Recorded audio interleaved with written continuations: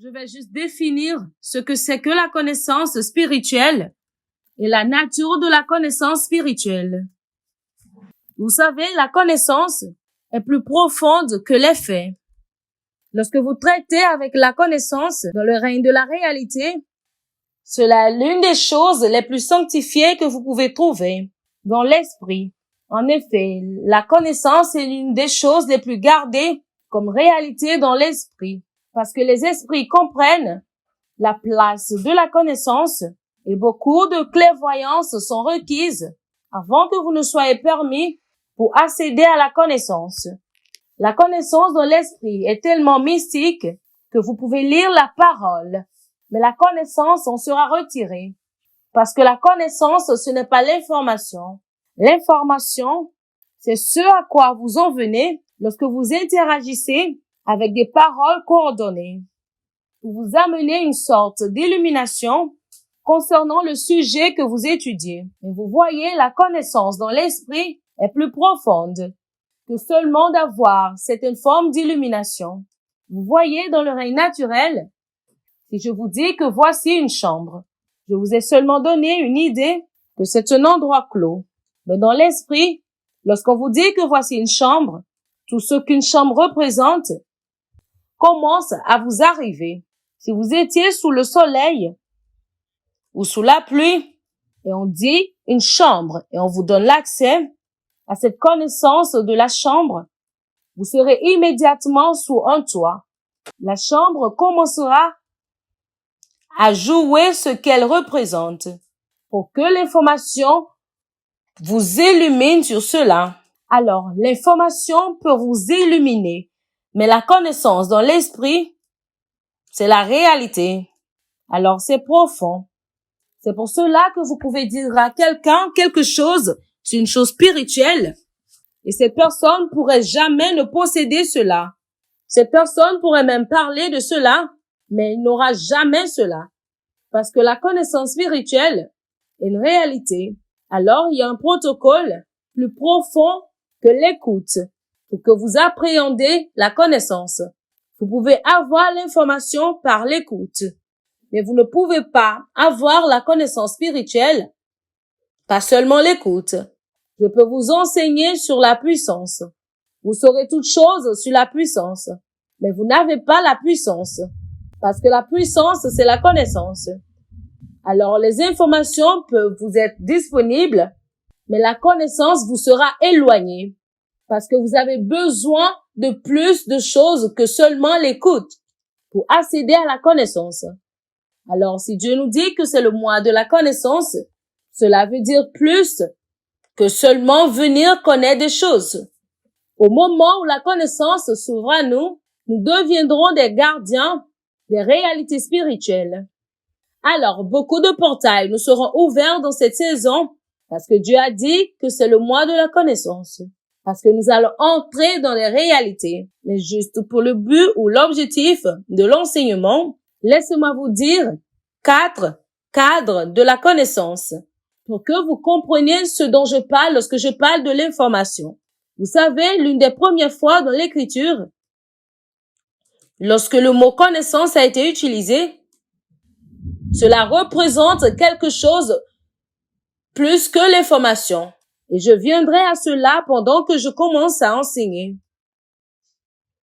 Mais si je ne veux pas aller au-devant de moi-même, laissez-moi vous montrer 4 cadres de la connaissance pour que vous sachiez de quoi nous parlons et vous positionnerez votre cœur pour recevoir la connaissance.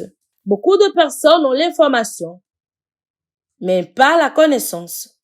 Alors maintenant, l'une des choses que Dieu voudrait faire de manière gracieuse, c'est de rendre disponible la connaissance pour nous en tant que peuple. Nous ne recevrons pas seulement l'information, mais nous recevrons des réalités. Dans Genèse chapitre 4, verset 1, la Bible dit que Adam connut sa femme. Vous comprenez maintenant que connaître est plus profond que l'information. Il dit qu'Adam connut sa femme. Cette déclaration est une déclaration très profonde. Et la preuve que cette déclaration est profonde, c'est qu'en tant que produit de cette connaissance, c'est une autre vie qui est sortie. Une autre vie est sortie de la connaissance. Cela veut dire que la vie est imbibée dans la connaissance. Ce que vous appelez la vie est impliqué dans la connaissance. Le bouclier pour la vie et la mort se trouve dans la connaissance. Alors, la première réalité que vous allez trouver même dans la connaissance, c'est la vie et la mort. Parce que la connaissance, ce n'est pas l'information. La première fois que la connaissance a été utilisée dans les Écritures, c'est lorsque Dieu parlait à Adam, et c'était un avertissement. Il dit que de tous les fruits qui sont dans ce jardin, tu mangeras tout.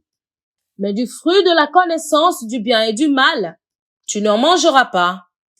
Si tu manges cela, tu auras quelque chose de plus profond que l'information et tu mourras. Parce que la mort se cache à l'intérieur de la connaissance. La vie également se cache à l'intérieur de la connaissance. Ce n'est pas l'information. Alors la première fois qu'Adam connut sa femme, il n'a pas eu des informations. C'était une vie qui en est sortie. Parce que le cas de la vie et de la mort se trouve dans la réalité appelée la connaissance. Lorsque vous commencez à interagir avec la connaissance, vous allez réaliser qu'il y a 4 cadres de la connaissance. Et le cadre le plus faible de la connaissance, c'est la connaissance mentale. Cela fournit seulement l'information. Cela n'a pas de puissance. Cependant, je le disais dans la réunion de prière hier, regardez tout le travail dur qu'on déploie pour acquérir la connaissance physique. Lorsque vous êtes né, on a commencé à vous dire papa. Et vous avez utilisé presque une année pour apprendre papa. Lorsque vous avez fini d'apprendre cela, on vous a amené à la crèche. On vous a donné un cahier, ils ont commencé à écrire les lettres de l'alphabet jusqu'à Z. Et vous avez commencé à réciter. Vous ne savez même pas en ce moment ce que c'est. Mais vous connaissez seulement les lettres. Maintenant, on commencera avec 1, 2, 3 jusqu'à 10. Et maintenant, jusque là, vous pouvez aller à 20, à 40. Et lorsque vous commencez à réciter, vous dites seulement 1, 2, 3, 7, 9. Vous appelez seulement. Et maintenant, vous allez au primaire, vous allez au secondaire. Et vous allez à l'université. Maintenant, vous êtes diplômé. On dit que vous êtes un docteur. Cette connaissance vous donne un titre. Cette connaissance physique a la capacité de vous donner un titre. En effet, si vous appelez un docteur, alors si vous dites que vous êtes un docteur, ou bien vous attachez le mot docteur à votre nom et que vous n'avez pas acquis cela de manière académique, ou bien si on ne vous a pas donné ou attribué cela de manière honorable, vous serez arrêté parce que vous êtes un fraudeur. C'est pour vous dire que même dans le naturel, la connaissance a un certain niveau de crédibilité qu'elle impose sur les gens. Il y a beaucoup de noms que vous ne pouvez pas vous appeler parce que il y a la connaissance investie dans ces titres.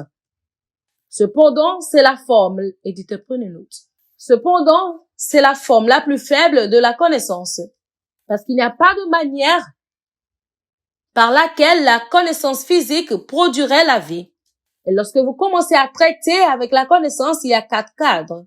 Et le premier cadre, c'est ce que nous appelons le gnosis. Et gnosis, c'est l'habileté de former les significations venant des paroles ou des mots coordonnés. Et ces significations qui sont données à ces mots, nous pouvons maintenant les utiliser pour réguler nos traitements.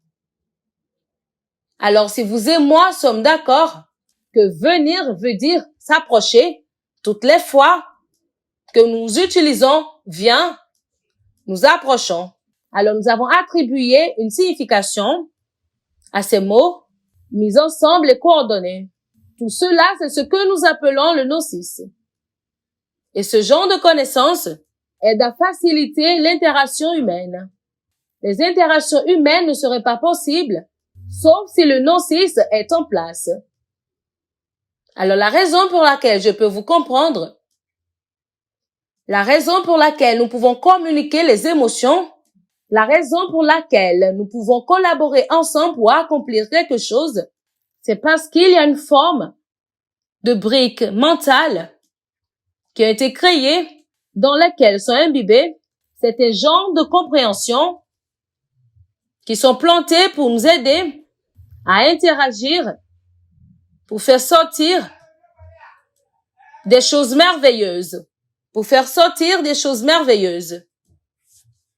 Ce genre de connaissance n'est pas assez puissant pour avoir une place parmi les esprits, parce que les esprits n'ont pas besoin de mots pour parler. En effet, la raison pour laquelle les esprits utilisent des mots, c'est parce qu'ils parlent avec les hommes.